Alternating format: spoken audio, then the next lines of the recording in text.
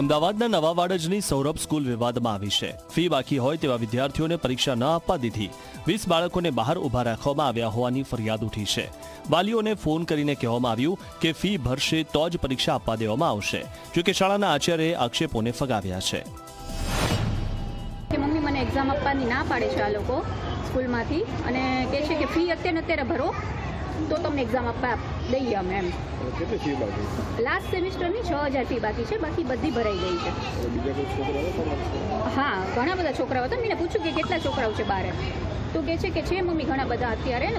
आज first day है exam का, तो स्कूल में से तो वो सारे बच्चे को हमने रिमाइंडर दिया था कि फ़ी भर देना, तो थोड़े बहुत बच्चे ऐसे थे, बाकी सबको एग्ज़ाम में तो भेज ही दिया। वो प्रिंसिपल को पता होता है कि हम रोक नहीं सकते कोई बच्चे को।